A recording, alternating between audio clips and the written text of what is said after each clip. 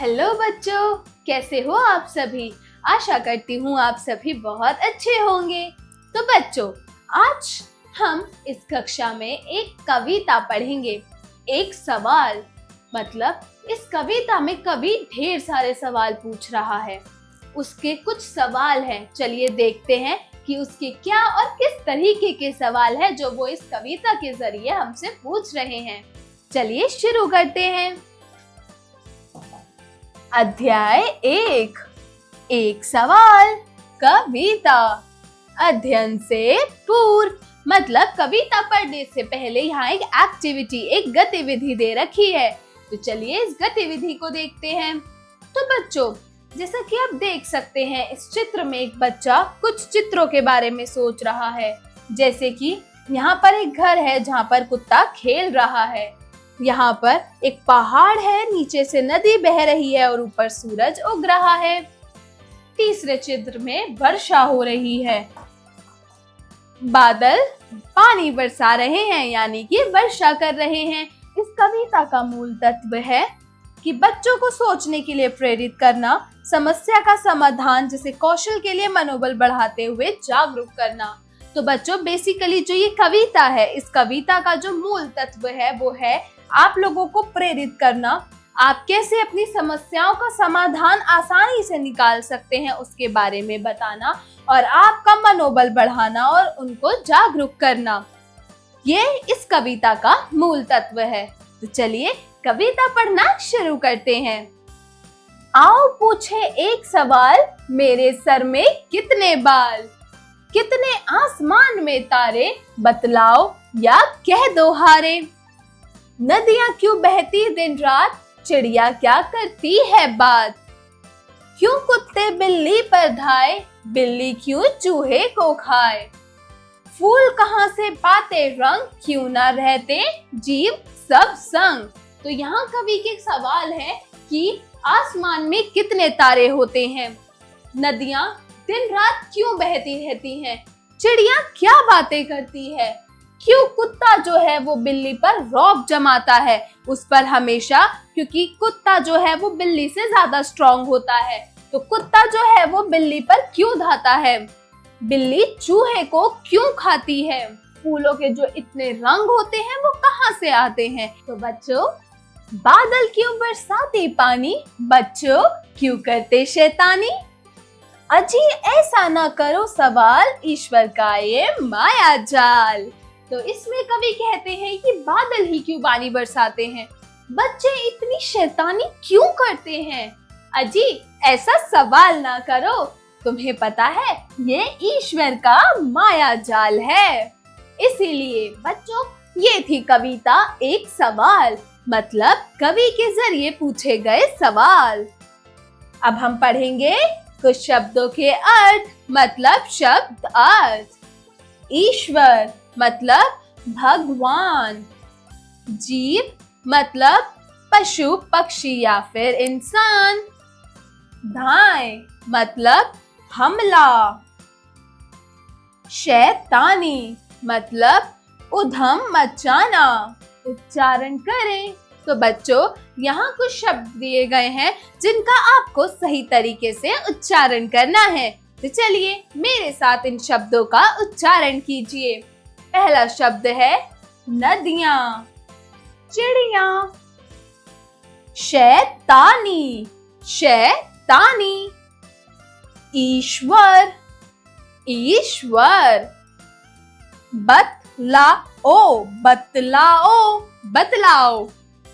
तो ये थे कुछ शब्द जिनका हमें अभ्यास करना था। तो बच्चों, अब आप भी इन शब्दों को बार बार इनका उच्चारण करके इनकी सही ध्वनि का पहचानें और इनको बोल बोल कर इनका अभ्यास करें। चलिए अब हम इस कविता के अभ्यास करते हैं, यानी अभ्यास कार्य शुरू करते हैं। तो चलिए मेरे साथ अभ्यास कार्य शुरू कीजिए। अभ्यास कार्य, जरा बोलिए। Speaking skills. प्रश्न 1, दिए गए प्रश्नों के उत्तर बताइए।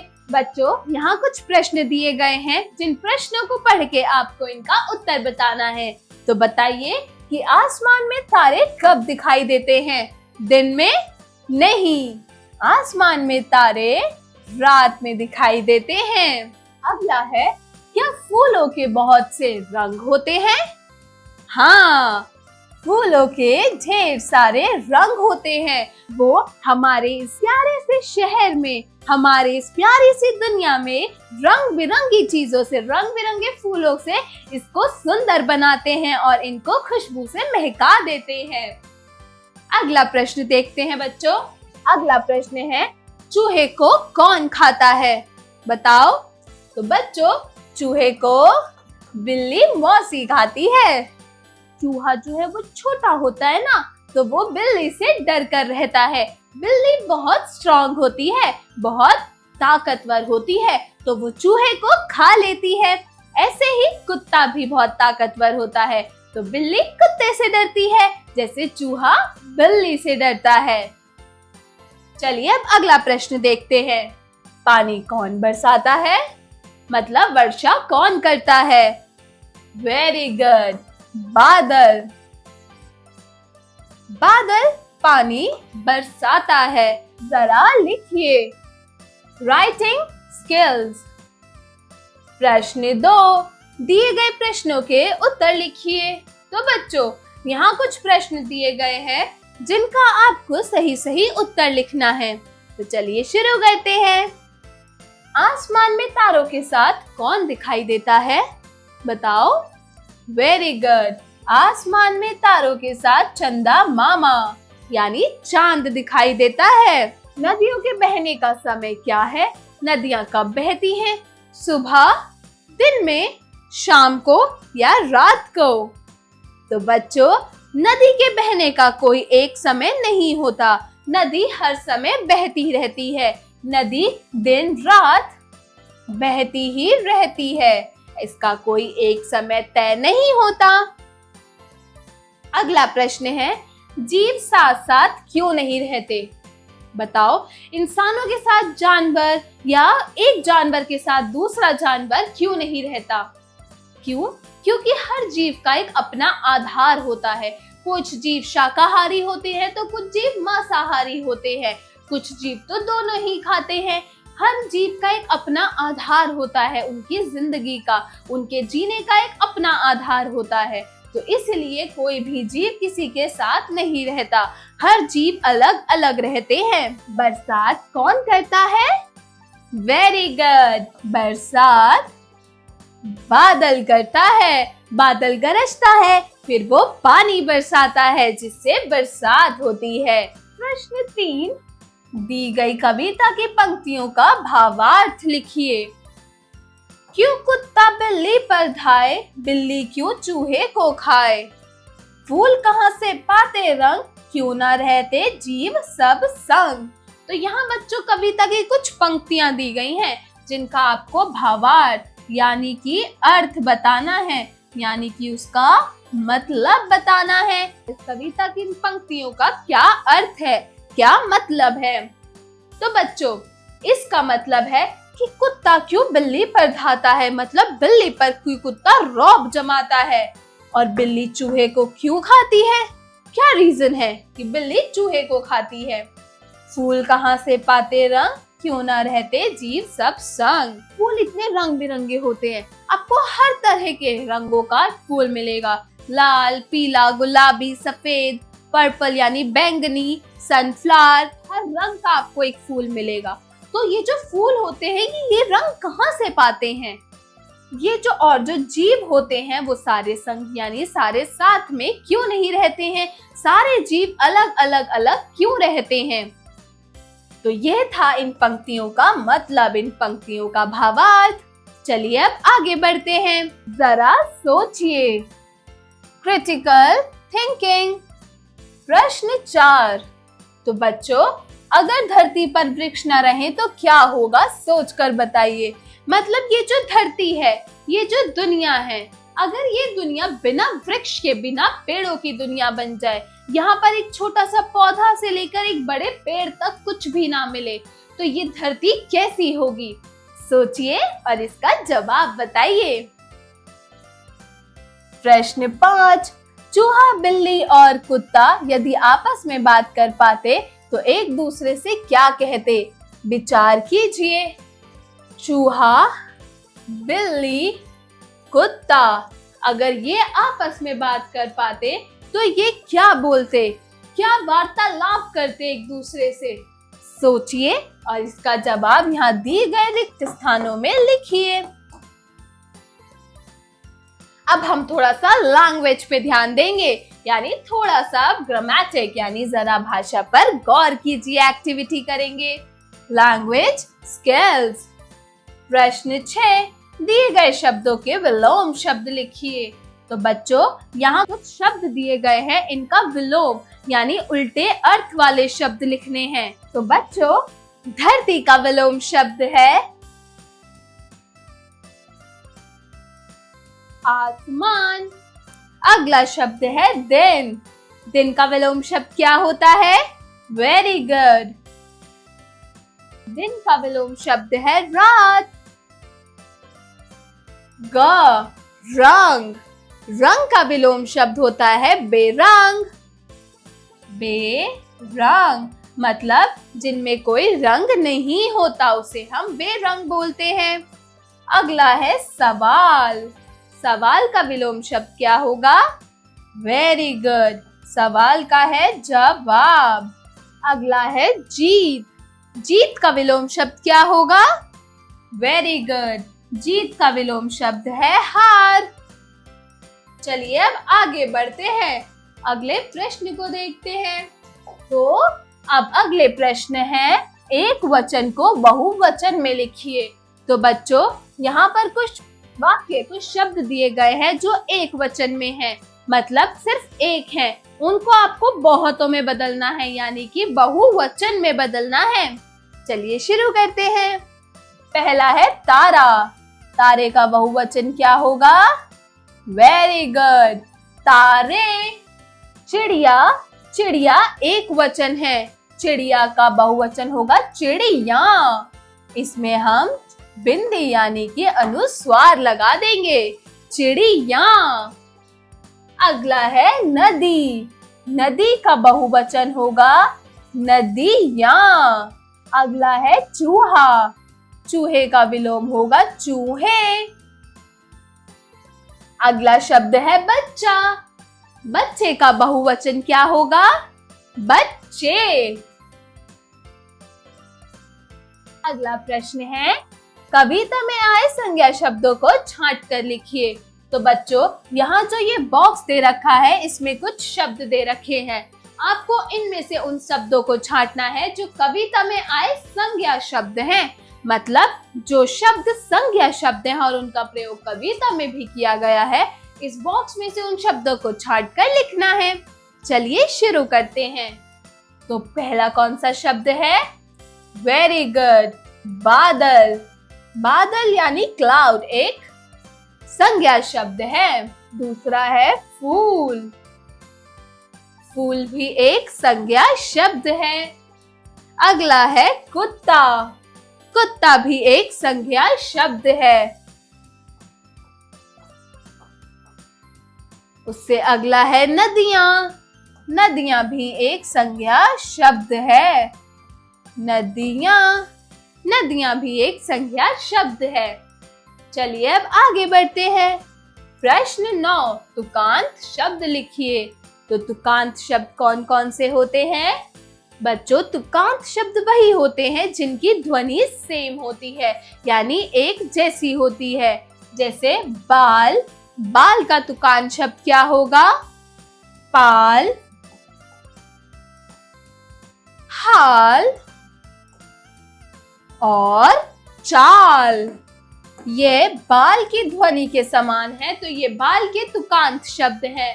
बाल का हाल, पाल और चाल। अगला शब्द है बहती। बहती का तुकांत शब्द होगा कहती, रहती और चहती। बहती, रहती और चहती। अगला है फूल। फूल का क्या होगा? धूल, कूल और मूल। ये है फूल के तुकांत शब्द। पानी, अगला शब्द है पानी। पानी का होगा वानी, धानी और नानी। पानी का वानी, धानी और नानी तुकांत शब्द है। प्रश्न 10, समान अर्थ वाले शब्द, ये पर्यायवाची शब्द है। तो बच्चों, यहाँ कुछ शब्द दिए गए हैं जिनके समान अर्थ वाले शब्द आपको लिखने हैं। तो आसमान का समान अर्थ वाले शब्द क्या होते हैं? आकाश, अंबर और गगन। आकाश, अंबर और गगन, ये आसमान के समान अर्थ वाले शब्द हैं। अगला है फूल। फूल का समान अर्थ है पुष्प और कुसुम और सुमन। पुष्प, कुसुम और सुमन फूल के समान अर्थ वाले शब्द हैं। अगला है बादल। तो बच्चों, तो बादल के समान अर्थ वाले शब्द है जलज, जलधर और बेक्षोभ। अगला शब्द है नदी। नदी के समान अर्थ वाले शब्द क्या होंगे? सरिता, तटनी और नद। अगला है पानी। पानी के समान अर्थ वाले शब्द होंगे जल, वारी और नीर।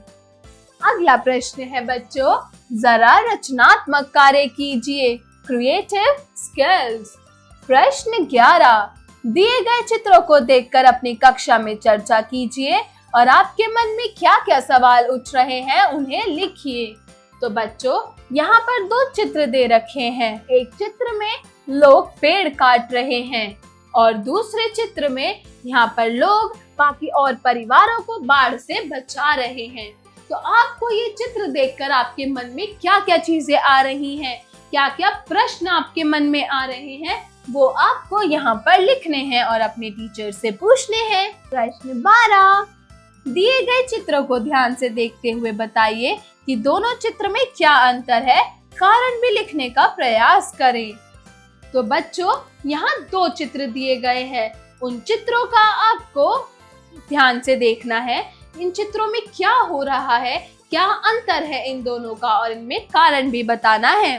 तो बच्चों, जैसा आप देख सकते हैं कि पहले चित्र में वर्षा हो रही है, जिसमें बच्चे खूब मजे से खेल रहे हैं, नाव चला रहे हैं, वर्षा का पूरा लाभ उठा रहे हैं। और दूसरे चित्र में क्या है, यहाँ पर बाढ़ आ रखी है, बाकी लोगों को, घरों को, बाकी चीजों को बाढ़ से, इस बाढ़ के पानी से बचा रहे हैं। तो बताओ बच्चों, इन दोनों चित्रों के बीच में क्या अंतर है? तो बच्चों, इन दोनों के बीच में अंतर है, पहले जब वर्षा हुई तो बच्चे उस चीज को बड़े ही मजे से ले रहे थे, लेकिन पेड़ काटने की वजह से, पेड़ ना लगाने की वजह से, यानी हमारे जो धरती है, इस धरती पर जो जीव जंतु हैं उनकी कमी, पेड़ पौधों की कमी के कारण भूकंप, बाढ़, ये सब आना लाजमी है। ये इन सब के आने का कारण बनती हैं। तो हमें अपनी धरती को बचाना चाहिए, उस पे पेड़ ज्यादा से ज्यादा लगाने चाहिए, ना कि अपने अपने अपार्टमेंट्स, होटल्स के लिए हमें पेड़ों को काटना चाहिए। तो अब आप भी इन चित्रों को ध्यान से देखकर थोड़ा सा दिमाग लगाइए और इसका कारण भी बताइए। चलो बच्चों, अब हम एक छोटा सा गेम खेलते हैं, पहेलियों का गेम। पहेलियां तो सबको बूझना अच्छा लगता है। पहेलियां कैसी होती हैं, पहेलियों को हम कैसे बूझते हैं?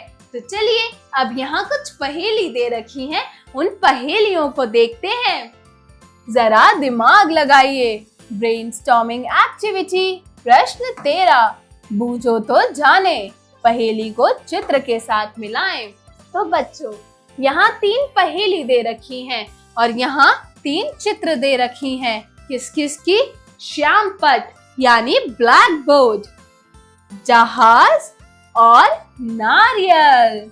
यहाँ 3 चीज दे रखी है चित्र के रूप में और यहाँ 3 पहेलियां। इन तीनों पहेलियों का जवाब ये 3 चित्र ही हैं। बस अब आपको ये पहचानना है कि कौन सी चित्र किस पहेली का जवाब है। चलिए शुरू करते हैं। 3 अक्षर का नाम है, आगे से पढ़ो या पीछे से, मतलब एक समान है। तो बताओ बच्चों, 3 अक्षर का नाम है, आगे से पढ़ोगे तो भी वही, पीछे से पढ़ोगे तो भी वही। जहाज। Very good. जहाज भी 3 अक्षर का नाम है। ज हा ज, जहाज। अगर आप इसे उल्टा पढ़ोगे तो भी जहाज आएगा और सीधा पढ़ोगे तो भी जहाज ही आएगा। इसलिए, और मतलब तो एक है ही दोनों का, तो इसलिए हम इस पहेली को जहाज से मिलाएंगे।